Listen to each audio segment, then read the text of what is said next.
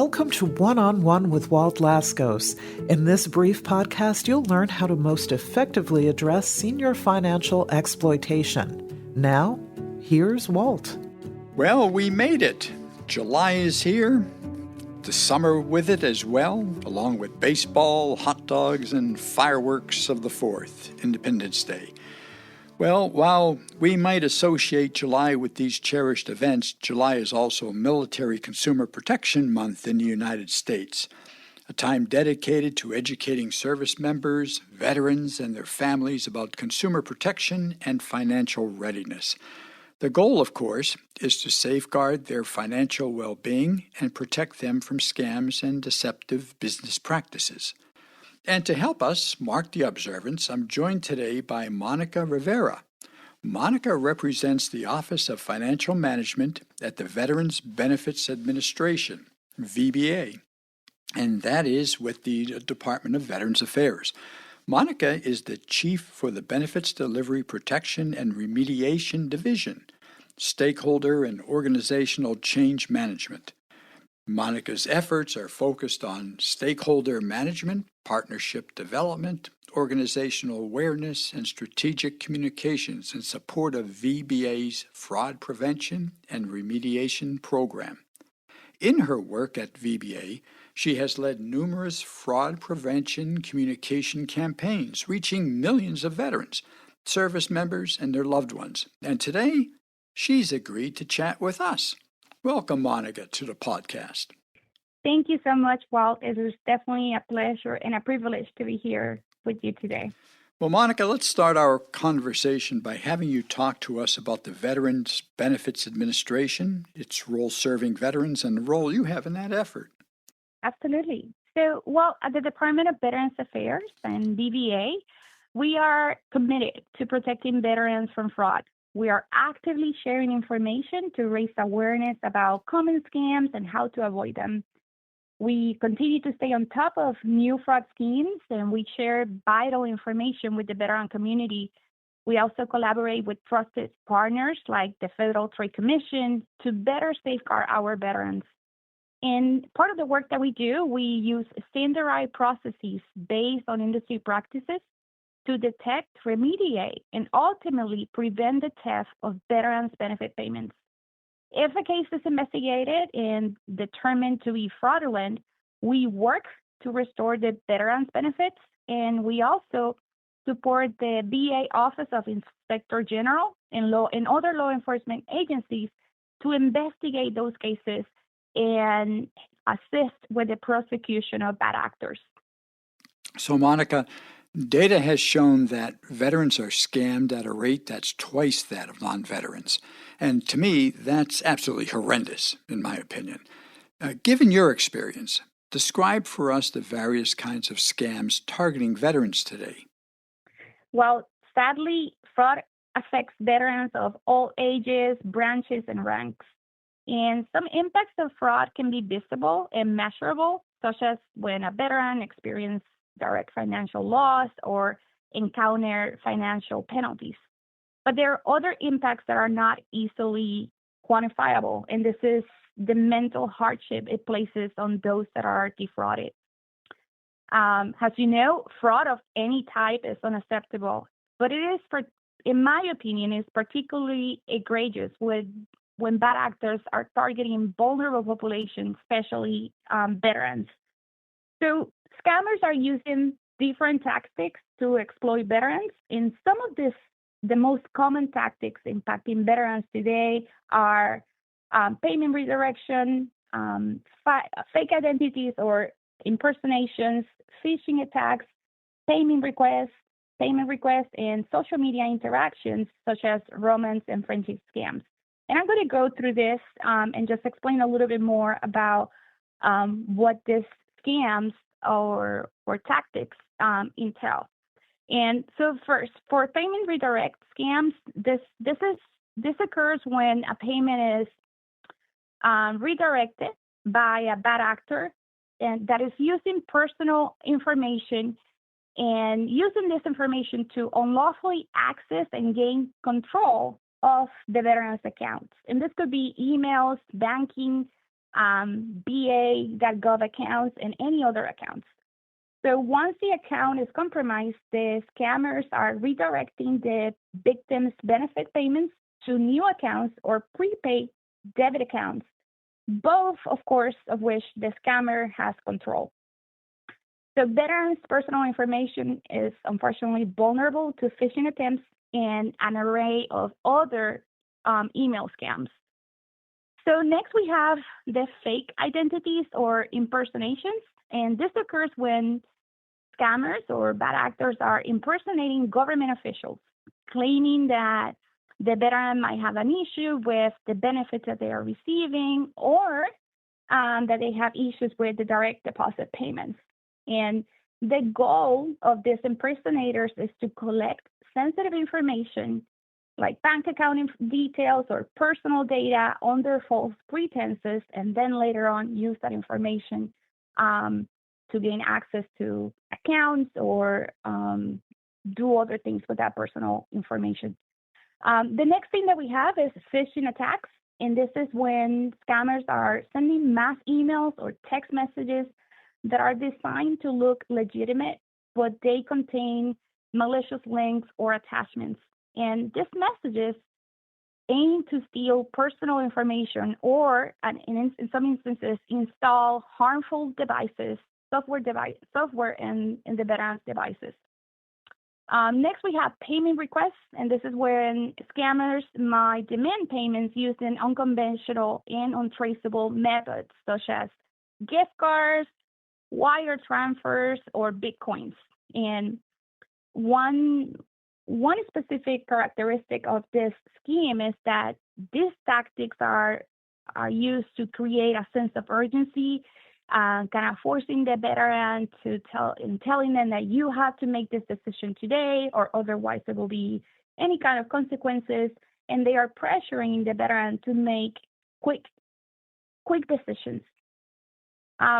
Last but not least, we have social media interactions, and part of that, unfortunately, we have the romance and friendship scams. And this is when scammers are exploiting trust by building relationships through social media. And as soon as they connect with the veteran through social media, they try to establish trust. They use the love bombing technique. They're trying to, whether it's romance in a romantic way or in a friendship way, they try to connect with the veteran. They try to establish this rapport. And then, unfortunately, they take advantage of that trust for financial exploitation, or in some cases, identity theft. And well, understanding these tactics is the very first step in fraud prevention. Veterans and their families and loved ones must stay vigilant and always remember to verify any unsolicited request. It's very interesting, Monica, because when we look at all the different types of scams that you just reviewed for us, they continue to evolve, become more sophisticated, and scammers keep on finding new ways of trying to swindle, let's say, their innocent victims. What are some of the guidelines that our listeners should know in order to spot and avoid scams like those that you just reviewed for us? Yes. So the first and foremost, the most important thing is that we need to ensure that we're safeguarding the veterans' personal information. And my advice would be for veterans and their loved ones to not share personal information with anyone. And this includes date of birth, military entrance or discharge date, branch of service, banking information or credit card information, or any other VA login credentials like we just mentioned a minute ago, ba.gov. So talking more about never sharing banking information, especially with online friends or individuals that you don't know personally, and definitely try to avoid depositing VA benefits directly into other individuals' accounts, unless that account is approved and belongs to someone that is appointed by the court or is an approved VA accredited fiduciary. We also want for veterans and their loved ones to verify the identity of any request. So always confirm the identity of anyone that is requesting personal information or financial information. And be especially cautious when any request that you receive related to VA benefits.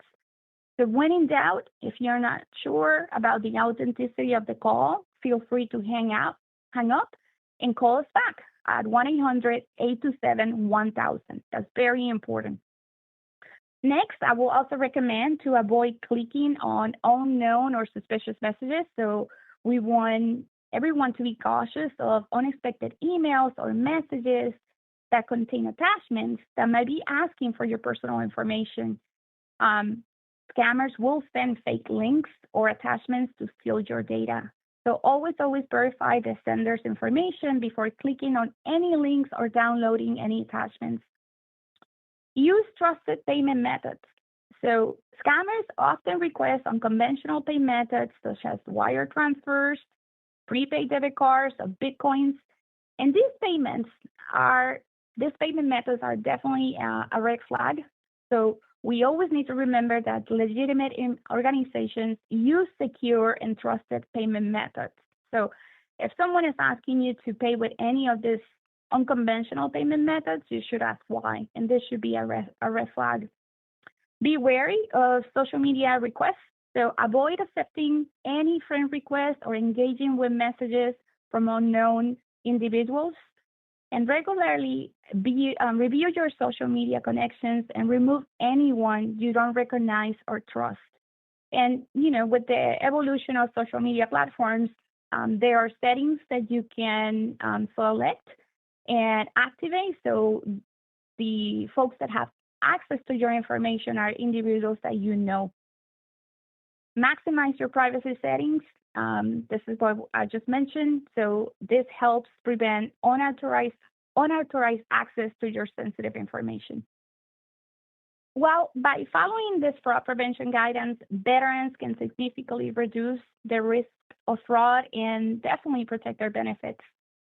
Again, veterans should stay vigilant and be very cautious about sharing personal information, and always report any suspicious activity to VA.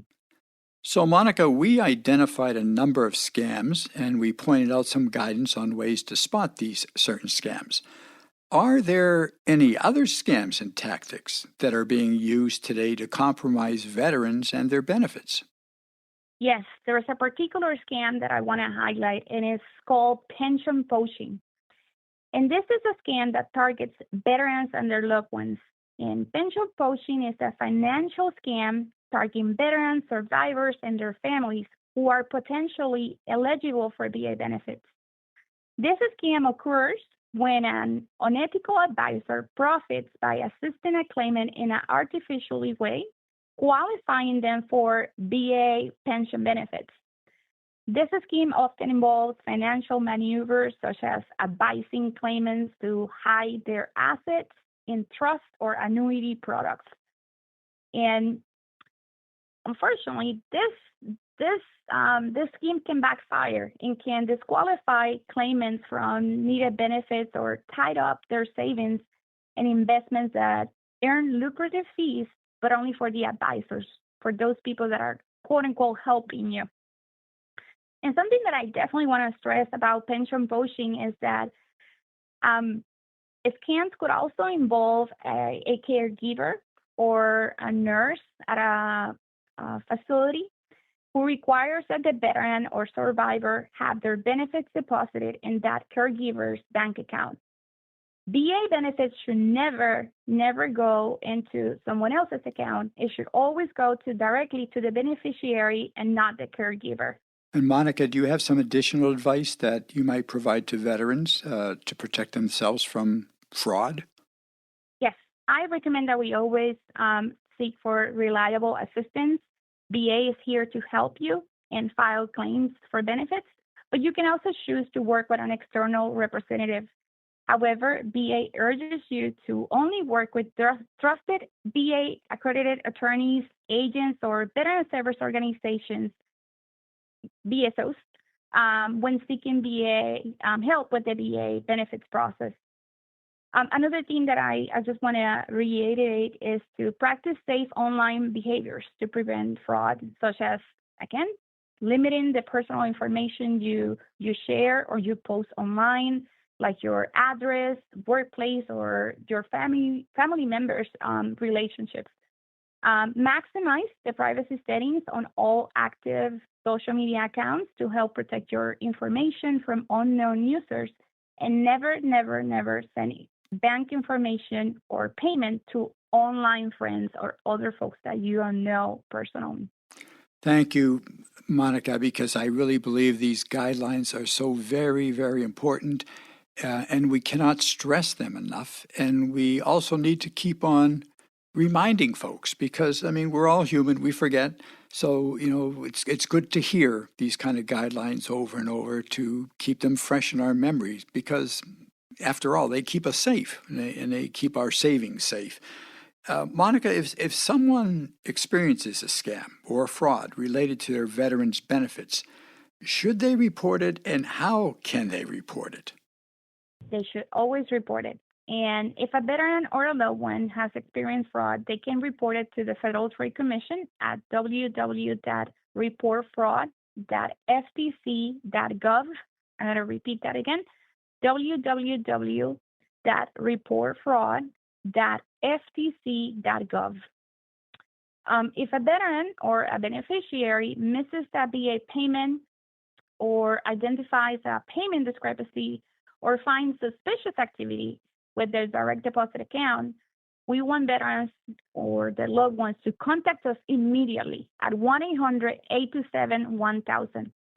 And if a veteran suspects a representative has acted unlawfully or unethically while assisting in filing a VA benefits claims, they can report it at 833-3A-V-SAFE.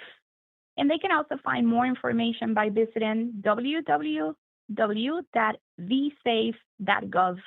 And Monica, while we're at it, can you remind us, how can someone safely file a claim for VA benefits? Yes, the veterans can file their claims at www.va.gov. They can visit their nearest regional office, or they can call us at our national call centers at 1-800-827-1000. And something I want to remind everyone, Walt, is that VA offers free assistance to help veterans in filing claims and managing their benefits. And any last advice you'd give about the VA benefits claims process? Yes. So VA has received reports of scammers utilizing AI or artificial intelligence to commit fraud. And this can be used to access personal information, conduct schemes, and ultimately steal benefits payments. So again, we want to ask all veterans and their loved ones to please ensure to safeguard your personal information. And when filing a claim, take your time. Take time to review and consider all your options. Discuss the possibilities with a trusted friend or a family member, and read all the papers and forms carefully. Do not sign any blank forms that will be filled later. And be sure that your VA benefits are deposited directly into your account and not the account of an advisor or assisted living facility or nursing home. Well, that was a lot of information, Monica. It was great. It's a lot of very important information and guidance that will certainly help all of us make our observance of Military Consumer Protection Month extra special. Again, Monica, thank you for being with us today and hopefully in some of our upcoming episodes as well. Absolutely. Thank you. Well, it's been a pleasure to be here with you today. And that's a wrap for this podcast. Thanks for listening. Stay safe. If you've enjoyed this conversation, don't forget to follow One-on-One with Walt Lascos wherever you get your podcasts. Feel free to send comments to walt@lascoscommunications.com.